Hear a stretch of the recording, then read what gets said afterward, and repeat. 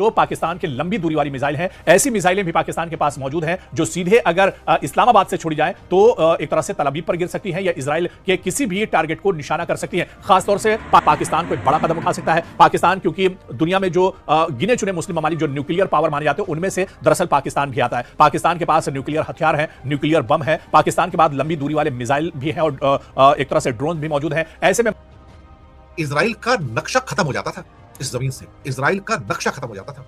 हालांकि इस बीच ईरान के पड़ोसी मुल्क पाकिस्तान पर लगातार सवाल उठते रहे कि आखिर पाकिस्तान किस तरफ है। क्या डोनाल्ड ट्रंप और अमेरिका के दबाव में पाकिस्तान का झुकाव अमेरिका की तरफ है, यह सवाल भी बार बार उठते रहे। या फिर यह कहा गया कि पड़ोसी मुल्क ईरान है और ईरान से रिवायती रिश्ते एक तरह से पाकिस्तान के रहे, तो क्या पाकिस्तान एक तरह से ईरान के साथ है। यह लगातार सवाल उठते रहे। हालांकि बीच में शहबाज शरीफ जो कि पाकिस्तान के वजीर आजम है, उन्होंने ईरान के सदर मसूद पज़ेश्कियान से भी बीच में बातचीत की थी और जो मौजूदा हालात हैं उस पर एक तरह से चर्चा की थी। लेकिन इस बीच यही देखने को मिला कि पाकिस्तान का जो झुकाव है वो एक तरफ कहीं ना कहीं अमेरिका के साथ भी नजर आया, क्योंकि अमेरिका का दबाव भी पाकिस्तान पर काफी ज्यादा है। लेकिन अब जो माहिरीन है वो ये कहते हैं, क्या जो मुस्लिम इत्तेहाद की बात की जा रही है, मुस्लिम कम्युनिटी को एक प्लेटफॉर्म पर पूरी दुनिया में लाने की बात की जा रही है, ऐसे में क्या पाकिस्तान कोई बड़ा कदम उठा सकता है। पाकिस्तान क्योंकि दुनिया में जो गिने चुने मुस्लिम ममालिक जो न्यूक्लियर पावर माने जाते हैं उनमें से दरअसल पाकिस्तान भी आता है। पाकिस्तान के पास न्यूक्लियर हथियार है, न्यूक्लियर बम है, पाकिस्तान के बाद लंबी दूरी वाले मिसाइल भी हैं और एक तरह से ड्रोन भी मौजूद हैं। ऐसे में माहिरीन का यह मानना था क्या पाकिस्तान अगर ईरान पर यह जंग आगे बढ़ती है या फिर इजराइल ग्रेटर इजराइल पर काम करता है, जिस तरह से लबनान के एक बड़े हिस्से पर इजराइल ने कब्जा कर लिया है, गजा के एक बड़े हिस्से पर या फिलिस्तीन के एक बड़े हिस्से पर इजराइल ने कब्जा कर लिया है, लगातार इजराइल का दायरा अब बढ़ता जा रहा है, तो क्या आने वाले दिनों में ये जो आंच है ये पाकिस्तान तक भी पहुंचेगी। ग्रेटर इजराइल में क्या पाकिस्तान का जो हिस्सा है उस पर भी एक तरह से आने वाले दिनों में जो इजराइल है वो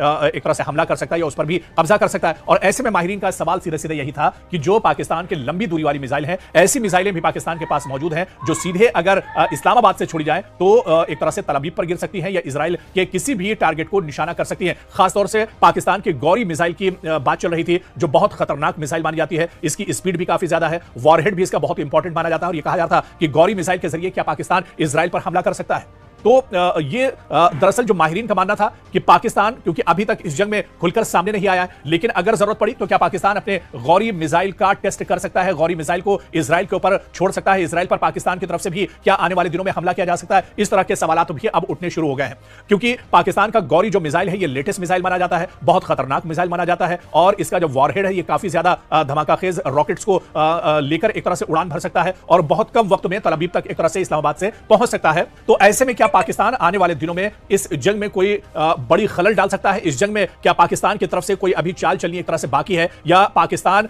एक तरह से छुपा रुस्तम इस जंग में साबित हो सकता है और इजराइल पर बड़ा हमला कर सकता है, जब पूरे मशरिक़ वस्ता में जो इस्लामी ममालिक हैं उनके सामने एक तरह से खतरा है। लबनान को पूरी तरह से इजराइल खत्म कर रहा है, फिलिस्तीन को इजराइल लगातार खत्म कर रहा है, तो क्या आने वाले दिनों में कोई बड़ा हमला पाकिस्तान की तरफ से इजराइल पर किया जा सकता है। तो दुनिया की निगाहें पाकिस्तान पर दरअसल टिकी हुई है। पाकिस्तान के पास जब इतनी सलाहियत है, पाकिस्तान के पास जब दूरी बहुत लंबी रेंज तक मार करने वाले मिसाइल मौजूद हैं, उसके पास जब गौरी जैसे बहुत अहम मिसाइल है, तो क्या पाकिस्तान कोई बड़ा खेल कर सकता है, कोई बड़ा कारनामा दरअसल इस जंग के बीच में कर सकता है। और क्या पाकिस्तान की तरफ से आने वाले दिनों में यह पहल की जाएगी, आने वाले दिनों में कोई बड़ा हमला इजराइल के ऊपर किया जा सकता है। माहिरीन का यह मानना है कि जैसे जैसे यह जंग बढ़ेगी तो इसकी तवक्को भी की जा सकती है। पाकिस्तान अपना डिफेंस भी करना चाहेगा, अपनी सिक्योरिटी बढ़ाना चाहेगा और ऐसे में अगर यह जंग ईरान हारता है तो मशरिक़ वस्ता में अगला जो निशाना इजराइल या फिर अमेरिका का होगा वो दरअसल फिर पाकिस्तान हो सकता है और पाकिस्तान अपने को बचाने के लिए यह बड़ा कदम उठा सकता है। गौरी जो मिसाइल है उसको लॉन्च करने के बारे में भी पाकिस्तान कहीं ना कहीं सोच सकता है, लेकिन जंग को एक महीना गुजर चुका है। हालांकि इस जंग के बीच में पाकिस्तान का जो रुख है वो बहुत साफ नहीं है। हालांकि पिछले दिनों जिस तरह से खबर आई थी कि इस्लामाबाद में कई ममालिक के वज़राए खारजा जमा हुए थे और इस जंग को लेकर उन्होंने गौर फिक्र किया था, हालांकि इस बातचीत का कोई नतीजा तो नहीं। को ढूंढ नहीं पाते थे, मैं आपको बताऊं, और कहीं उसका पाला एक पावरफुल कोई क्या कहते कंट्री से पड़ जाता है तो उसको लेने के देने पड़ जाते, जिंदगी में उठता नहीं था फिर उसके बाद कभी। उसको क्या है कि गुमान हो गया कि मेरे सामने कोई है नहीं तो मेरे हवाई जहाज जाएंगे, अटैक करेंगे, मेरी मिसाइल जाएंगे, अटैक करेंगे, उनको गिरा नहीं सकता। और पहली बार ऐसा है ना कि वो ऊंट पहाड़ के नीचे आया, उसको लगा कि मैं ईरान को भी मार दूंगा, ईरान भी बकरी का बच्चा है। लेकिन ईरान के पास तो नेवी भी नहीं है, उसके पास एयरफोर्स भी नहीं है, एक स्ट्रॉन्ग एयर डिफेंस भी नहीं है। उसके बावजूद भी सिर्फ शाही ड्रोन से और मिसाइलों से जिस ढंग से इजराइल को ब्लीड किया है, जो उसका खूनो खून किया है, अब वो चिल्ला रहा है। दिमोना में तो खैर सैकड़ों लोग घायल हुए हैं और बहुत मरे भी हैं, मैं आपको बताऊं। लेकिन जैसे कि आदत है नेतन्याहू की कि वो बताएगा नहीं आपको कि कितने लोग मरे हैं, क्योंकि ये छुपा कर रखने वाली चीजें हैं। जैसे अमेरिका भी छुपाता है, वो भी छुपाता है कितने मरे हैं, कितना हुआ है। लेकिन कलाई तो खुल गई ना। अब ये नेतन्याहू भीख मांग रहा है, दुनिया से भीख मांग रहा है कि ईरान दुनिया का सबसे बड़ा दुश्मन है, सारे दुनिया के देश इकट्ठे हो जाओ इसका मुकाबला करने के लिए। खुद पर चोट लगी तो साहब एहसास हुआ कि चोट किसे कहते हैं। खुद के बच्चे मरे तो एहसास हुआ कि वो 185 बच्चियां कैसे मरी थी। खुद के लोग घायल हुए तो तब पता लगा कि 20,000 औरतें और 20,000 बच्चे जो गजा में मार दिए, मासूम बच्चे, और ये वॉर क्रिमिनल आदमी हमको कहता है कि अब मुझे बचाओ, यूनाइटेड नेशन की मीटिंग बुलाओ।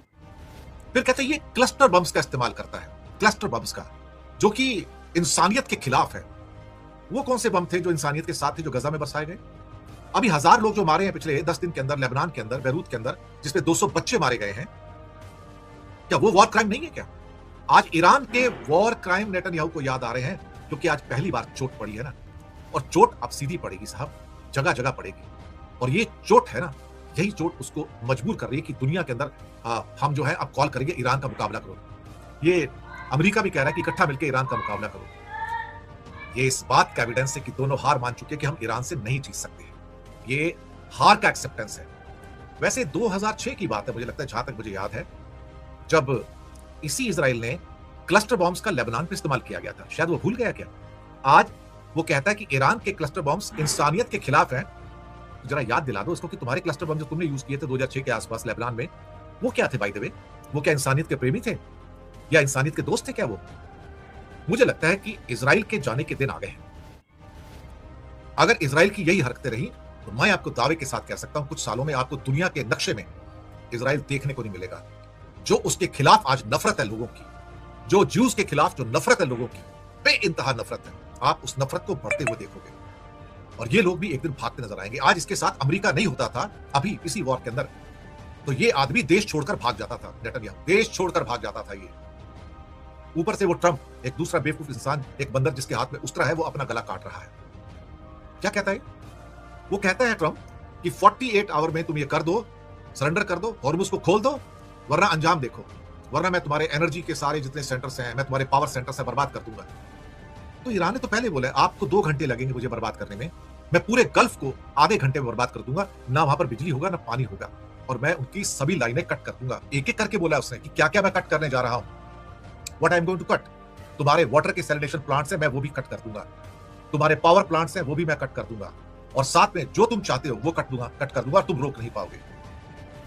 20% जो आपके ग्लोबल सप्लाई जाती है गैस की और तेल की, वहीं से जाती है ना। और यहां पर जो उसकी वल्नरेबिलिटी है वो क्या है? गल्फ के अंदर पानी, सबसे बड़ा वेपन पानी। देखिए गल्फ के पास 2 चीजें नहीं है, ईरान को छोड़ दो आप, बाकी कंट्री के पास 2 चीजें नहीं है। एक, उनके पास अपनी फसल नहीं है, अपना फूड स्टफ नहीं है। दूसरा, उनके पास पानी नहीं है। आप कहोगे जिसके पास पानी भी नहीं है, जिसके पास खेती भी नहीं है, जिंदा कैसे है? तेल पर जिंदा है, क्योंकि तेल से पैसा कमाते हैं और दुनिया से फसलें खरीद सकते हैं, अनाज खरीद सकते हैं, खाने पीने का सामान खरीद सकते हैं, और अपने 400 के करीब पूरे गल्फ के अंदर यहाँ पे वाटर के डीसैलिनेशन प्लांट्स हैं। अगर वो डीसैलिनेशन प्लांट्स ना हो तो भाई इनकी 4-5 करोड़ की पॉपुलेशन है सब कंट्री की, ये प्यास से मर जाएंगे साहब। ये भूख से नहीं, ये प्यास से मरेंगे, मैं आपको बताऊं। और दुनिया में कोई ऐसा सिस्टम नहीं जो 4-5 करोड़ लोगों को पानी सप्लाई कर सके। पानी, वही धमकी दी है कि मैं तुम्हारी पानी की पाइपलाइन भी कट कर दूंगा, मैं तुम्हारी बिजली की पाइपलाइन कट कर दूंगा, जो आपके 400 डीसैलिनेशन प्लांट्स हैं गल्फ में, मैं उसकी कट कर दूंगा, तब आप क्या करोगे? और सिटिंग डक्स हैं वो, मैं आपको बताऊं। Kuwait 90% of drinking water desalination plant से आता है। ओमान में 86% पानी डीसैलिनेशन प्लांट से आता है। सऊदी का 70% पानी डीसैलिनेशन प्लांट से आता है। बहरीन और कतर का 90% पानी डीसैलिनेशन प्लांट से आता है। साहब इनके पास तो पानी नहीं है, ये तो 5 दिन जिंदा नहीं रह सकते। 3 दिन के बाद चौथा दिन आ गया तो ये हथियार डाल देंगे। ऊपर से सऊदी अरेबिया को तो ज्यादा अकड़ आ गई सब कि ईरान को बर्बाद कर दो, मैं तो किंग फहद एयरपोर्ट भी तुम्हारे लिए खोलने को तैयार हूं। अमेरिका को बोल रहे हैं। भाई कितने तलवे चाटोगे उसके, और कितने तलवे चाटोगे इस नेतन्याहू के? ये दोनों तो वॉर क्रिमिनल्स हो गए हैं इस टाइम, वॉर क्रिमिनल्स हैं दोनों के दोनों। मुझे लगता है कि जो हालात पैदा हुए हैं उसमें मैं एक बात तो शर्ती आपसे कह सकता हूं, दुनिया में करीब करीब स्टेट ऑफ हॉर्मस में चोक पॉइंट है, इसको चोक पॉइंट कह सकते हैं। ऐसे करीब करीब 6-7 चोक पॉइंट्स है दुनिया में। ज्योग्राफी को भी वेपन बनाया जा सकता है, ज्योग्राफी को वेपन बनाया जा सकता है। ये ईरान ने दुनिया को शो किया है कि उसके लिए मुझे तुम्हारे जितना ताकतवर होने की जरूरत नहीं है, उसके लिए मेरे पास अमेरिका के बराबर टैंक्स और विमान और फाइटर प्लेन्स और एयर डिफेंस सिस्टम होने जरूरी नहीं है। मैं भूगोल को, मैं ज्योग्राफी को मैं कन्वर्ट कर सकता हूं वेपन के अंदर। और इस बात का एहसास ईरान को बहुत पहले से है। दुनिया को हॉर्मस की खाड़ी का चप्पा चप्पा नहीं पता, लेकिन ईरान के लोगों को उसका चप्पा चप्पा पता है। उसका केशम आइलैंड पता है, लारका आइलैंड पता है, खाग आइलैंड पता है, और बाकी जो छोटे छोटे वहां पे जजीरे हैं ना, जो आइलैंड्स हैं, सब कुछ पता है उनको। उन्हें मालूम है कि इसका इस्तेमाल कैसे करना है। देखिए, आप किसको हराना चाहते हैं? आप एक 5000 साल पुरानी सिविलाइजेशन को मिट्टी में मिलाना चाहते हैं, लेकिन मैं आपको यकीन से कह सकता हूं कि इन 5000 सालों में कम से कम 5000 ऐसी फाइट हुई होंगी जो ईरान को मिट्टी में मिलाने की कोशिश करते आए थे।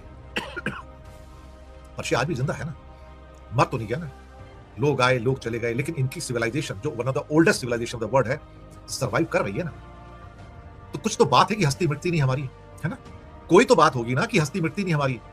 यही तो ईरान है साहब, यही तो पर्शिया है। इसकी बात ही कुछ और है।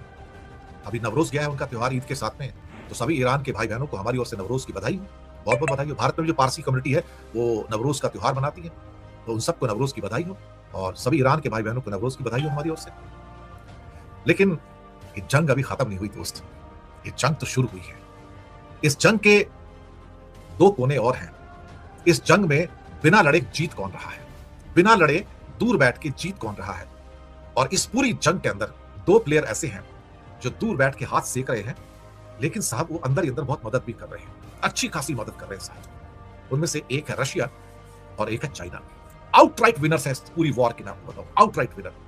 क्योंकि इस पूरी वॉर के अंदर इजराइल एक्सपोज हो गया, इजराइल के वेपन्स एक्सपोज हो गए, अमेरिका के वेपन्स सारे एक्सपोज हो गए, अमेरिका के एयर डिफेंस सिस्टम एक्सपोज हो गए।